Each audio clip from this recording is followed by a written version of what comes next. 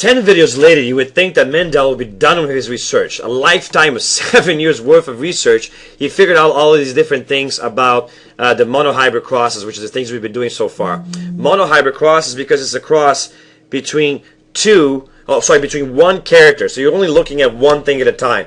But Mendel had another curiosity. He was wondering if there was any sort of relationship between the traits. In other words, is it true that you can only be a yellow pea, or you can only, that is round at the same time, but if you are going to be green, you must be wrinkled? Is there some sort of relationship like that? That's what he's trying to figure out. On a more human example, is it possible to be smart and beautiful at the same time, and always? Is that the case? Is it the case that you are always good looking if you're smart, or if you're good looking, you must be smart?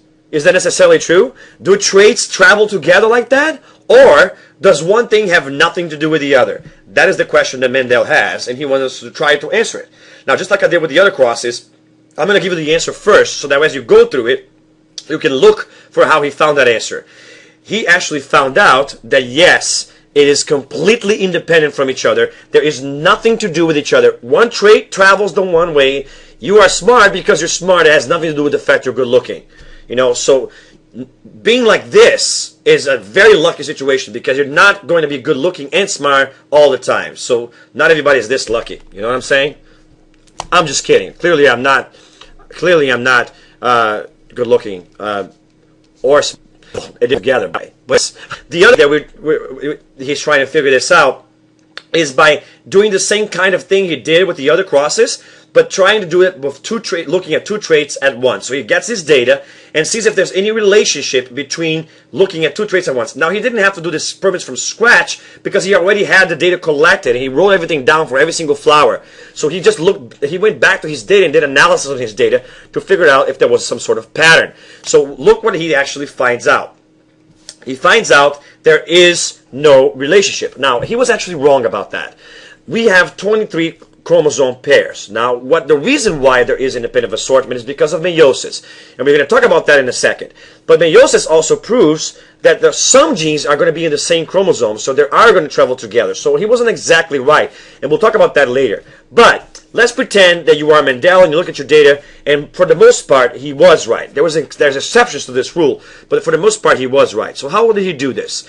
He got a plant that was completely dominant for both traits. So that means a plant that was a yellow pea that was round. So that means it's dominant for both traits, because roundness is dominant and yellowness is dominant for the color of the pea. And so then he gets a pea that is green and wrinkled, which is the recessive for both traits. So what he's doing is a pea cross. Now, I'm not going to do that cross because it's really simple. So I'm going to keep that away. And if you want to do that cross later, after you see how to do a dihybrid cross, you can do it for practice. But what he does next is what's interesting for me. Because what's interesting is that he gets the same kind of result that he got when he did the monohybrid crosses. This time he's doing two traits at the same time, so it's not a monohybrid, it's a dihybrid cross. So it's a multi-character cross, when he's following two characters at once. But this time, same thing, he gets something that's hybrid for both traits. So this animal is going to be hybrid for color and for shape, which means he's going to be dominant for both, right? Because dominance dominates when the presence of a dominant gene causes you to look dominant. So this is going to be all the seeds were yellow and wrinkled when he did that cross. Then he did what he did last time again. He got that and crossed with itself and with other members of the same generation. Now what is interesting. What he actually got is a 9:3 to 3:1 ratio of looks. What that means is that on this F2 generation, he got 9 that looked dominant for both traits, 3 that look dominant for one and recessive for the other, 3 that look recessive for one and dominant for the other, and 1 that look recessive for both. That means you can have a green wrinkle thing, but you can also have a green round one. You can have a round yellow feed, but you can also have a yellow wrinkled pea. But that seems to happen in some sort of numerical pattern. 9331. So now he wants to understand why this is happening. And so he does a series of experiments to try to understand why this is happening. Now, if with any other cross, you always have to set up the top, like we talked about. You do the character, the alleles, the genotypes, the phenotypes. So let's look at that. We're going to be working on this series on the seed color, which has alleles big Y, which means the dominant yellow, and little y, which means the recessive green. So when you get big Y and big Y, you make the dominant homozygous dominant look, which is yellow, or big Y little y, which is the hybrid or heterozygous, is also going to look dominant for yellow. And then you have the little y, which is the only way to look recessive, green. Now, the same thing we have to do for the other trait. In this case, we're going to look at the same time at seed shape. And for seed shape, big R means dominant round, and little r means wrinkled, which is the recessive.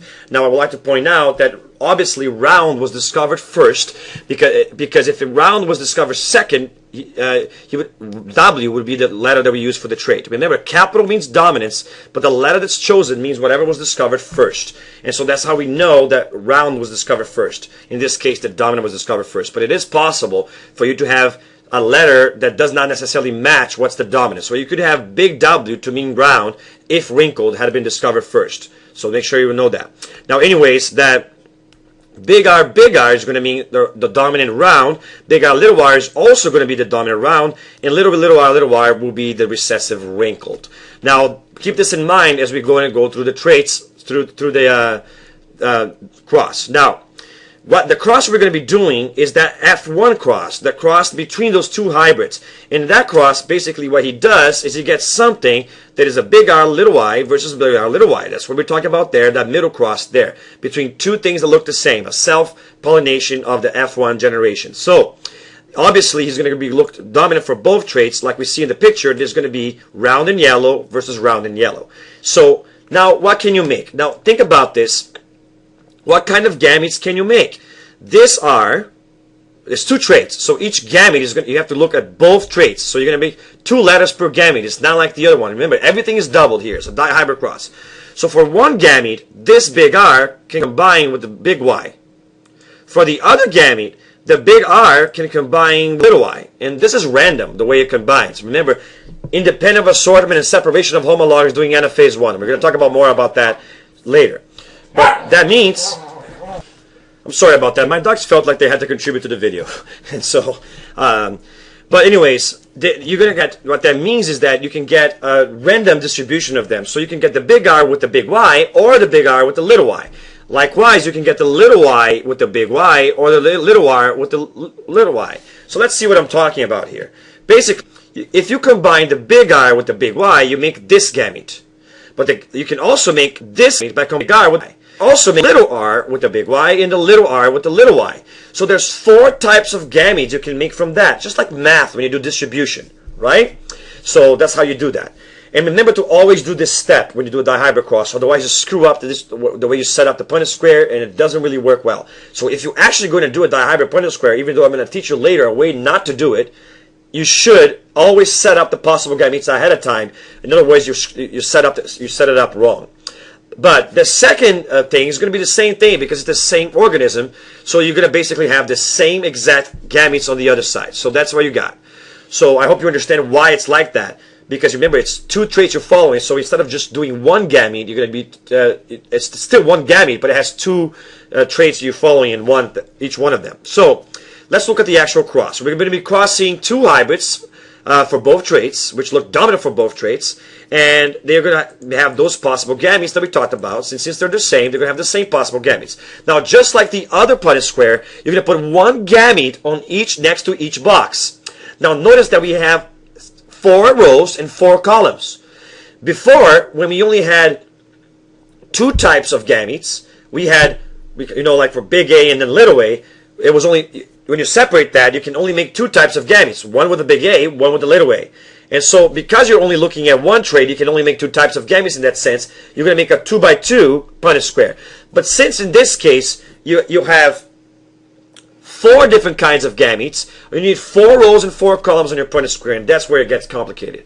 But anyways, you're going to put one gamete next to each box, just like you did before. So you put the big R, big Y there, the big R, little y there, the big little R, big Y there, and then that one here. And you do the same thing on the top with the other gametes from the other parents.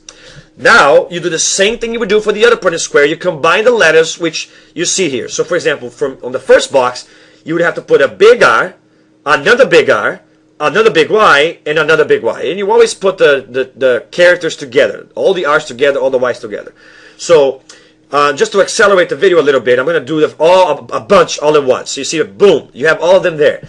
Now look at that. Let's look at the first row to see how I did that. Big R combining with big R. So you got this big R coming here, and you got this big R coming here, and then you got this big Y going there, and that little Y coming here. So that's, you see how they're combining on the thing.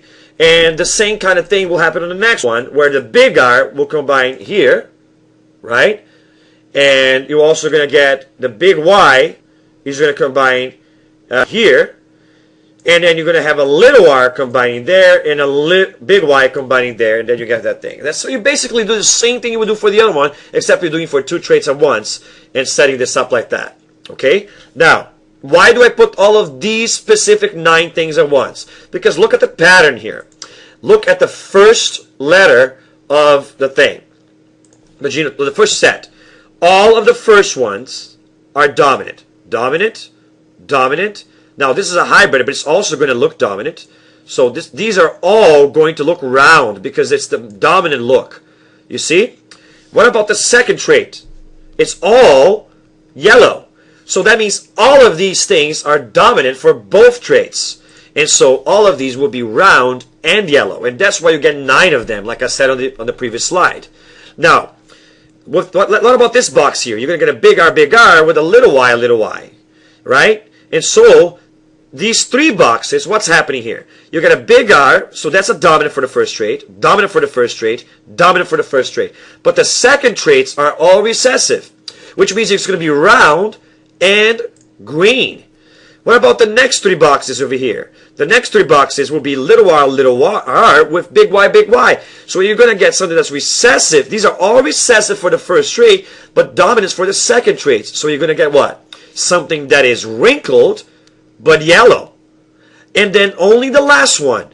Do you ever combine all the recessives into one to make the recessive look that is green and wrinkled? And so that is why you're going to get 9 that look round and yellow, 3 that look round and green, 3 that look wrinkled and yellow, and 1 that looks wrinkled and green.